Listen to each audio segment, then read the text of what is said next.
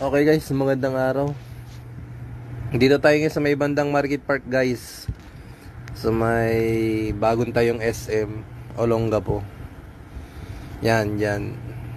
Diyan ako nagabang ng jeep para papuntang Lumang Palengke. Dahil akit ako ng tipo para makipagkwentuhan kay Uncle Lenteng, yung kapatid ng tatay ko. Dahil ang sarap makipagkwentuhan sa kanya, sa pampersonal sa pamilya, tapos sa history na ang dami niyang alam tungkol sa history. Nakakatuwa kasi ito si Uncle Lenteng, simula ng itong kapatid ng tatay ko na to ang madalas kong nakakakwentuhan nung bata pa ako. Kaya pag pumupunta ako rito sa Olongapo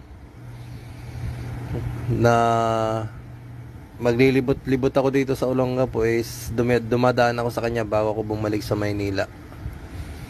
Parang hindi kompleto pag hindi mo siya dinaanan. Sa Uncle Lenteng is yan yung pinakamabait na kapatid ng tatay ko. Nagpalakas pa no.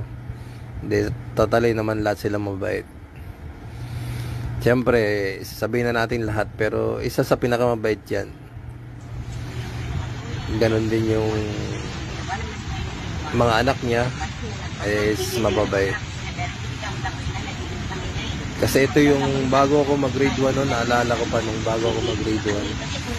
Security siya sa St. Joseph. Napupunta na ako doon hanggang sa mag-grade 1 ako. Grade 2, hinihiram ko na yung bike niya. Ngayon, bawal ilabas yung bike niya kasi service niya yun. Tinatakas ko lang. Kaya lang minsan, hindi pa naman ako ganong kasanay kasi bata pa naman sa pagdadrive ng bike.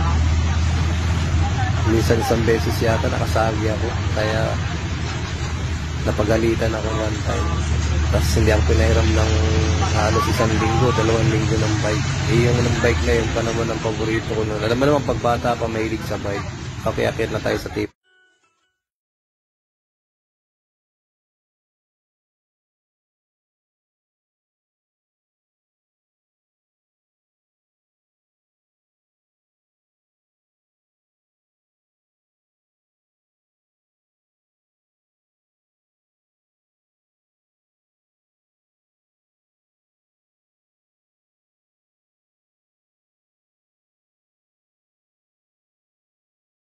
Diba? Magliliw pa si Junuel.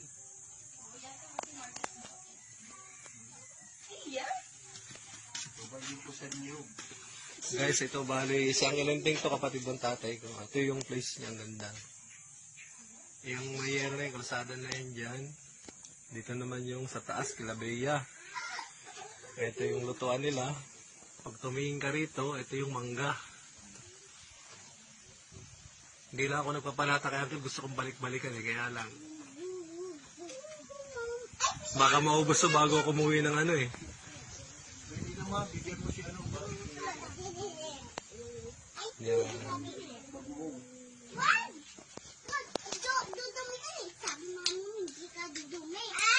Ito yung mga apo ni Uncle.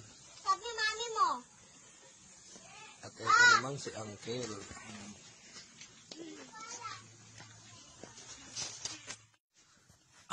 Nilipat ka pagdating sa sa St. Joseph. St. Joseph din yung, kaya nagtatayo kami ng kasama ko sa pagtatayo ng Kooperatiba.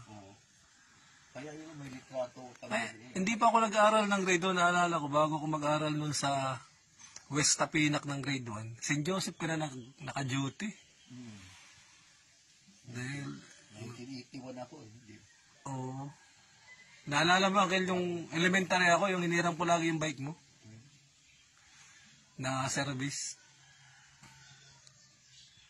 Ayan yung, pag naalala ko, paglabasan namin sa school, sabi ko, andun yung bike na Uncle. Pumunta sa akin sa bahay si Baki, hindi nila ang bike. Ipapasok na ako. Galit na galit ko kay Baki eh.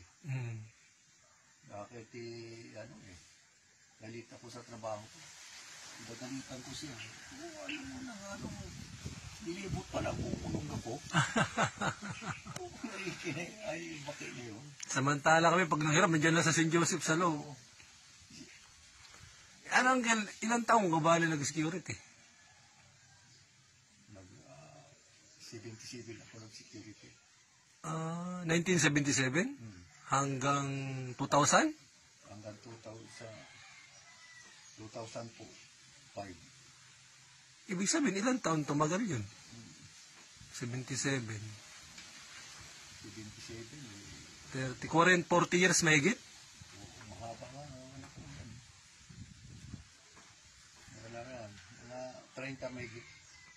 Hindi, nasa 40 years. Kay 2005 ka namin to eh. 2005. Oo, nasa, malapit sa 40 years. Hindi, kasi 77 bago 23.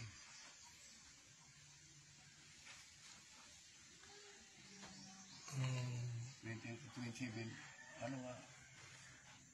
Saka Uncle, malapit ka sa pare na sa St. Joseph. Ang Ano? lakas ko diyan. Kaya si Sandy Boy, ako nagpasok niya diyan. Malakas ako diyan. No? Sa pare.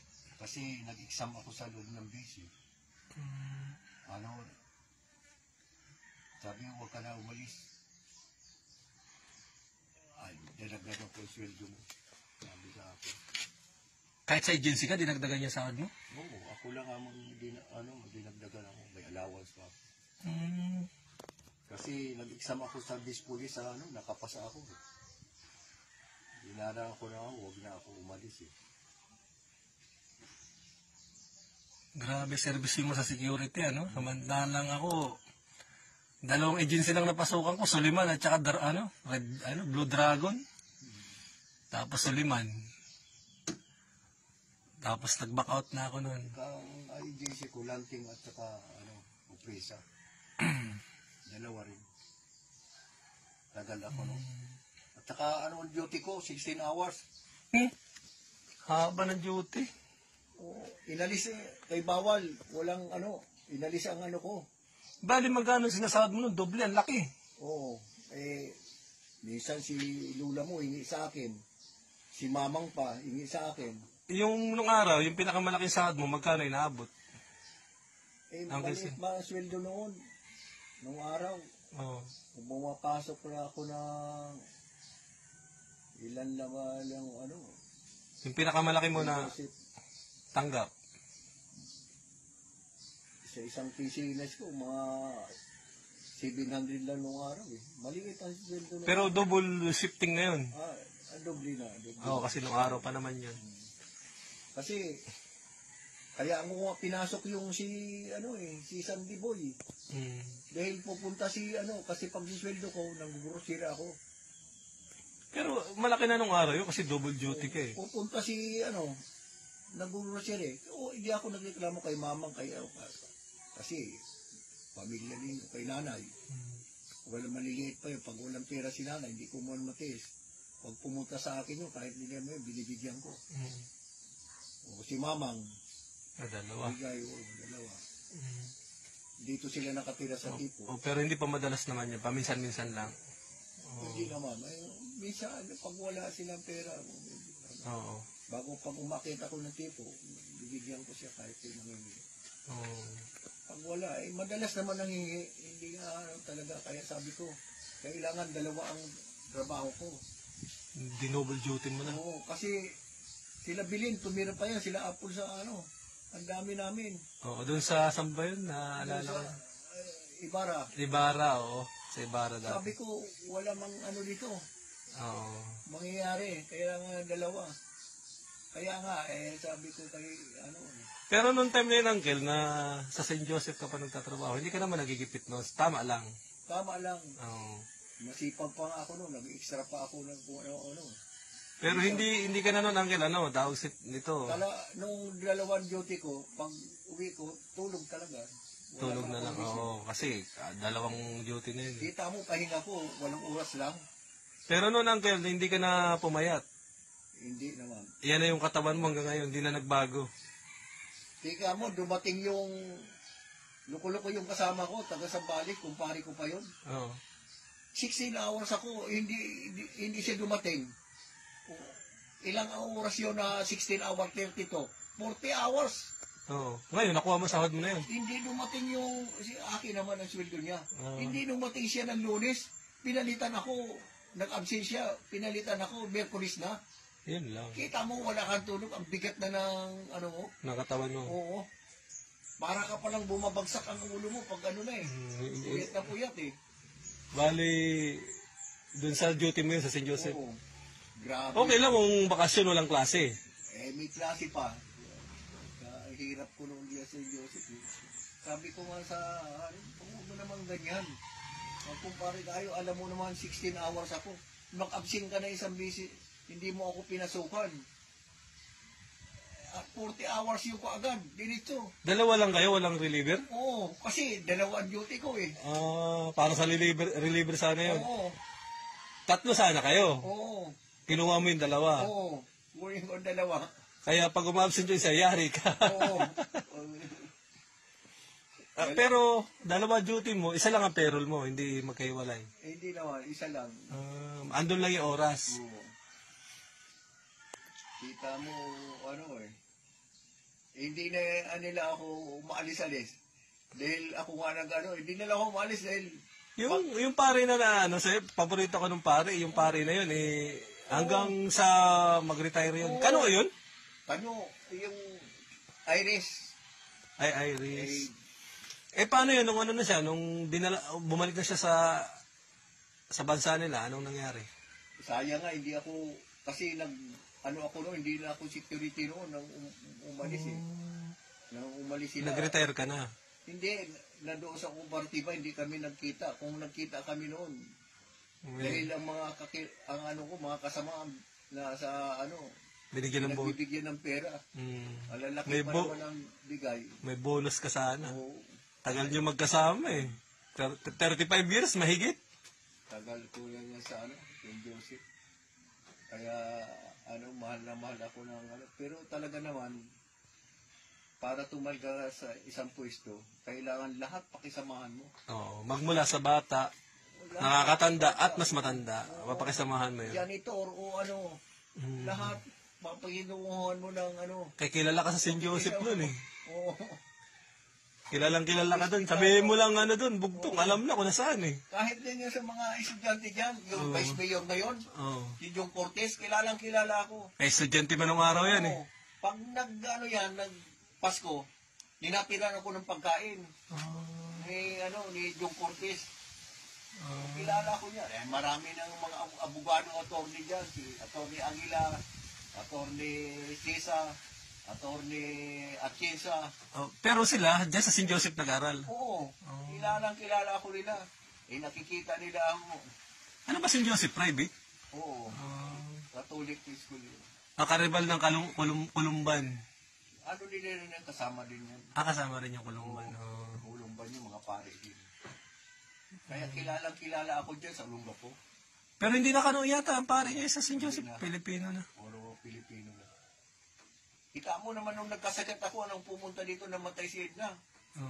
Yung mga sakristan, nagtulong-tulong, nagbigay ng, sabi nga sa akin, ang binigay, 23,000 eh. Sila, nagtulong-tulong sila, naghihinati dito sa akin. Nag-ambagan sila. Nag-ambagan sila. Kung wala pang kasabay si Edna, mga 50 kami na natanggap ko sa kanila. Kaya lang namatay yung sakristana doon, mayor, na matagal din naglingkod, si G, namatay.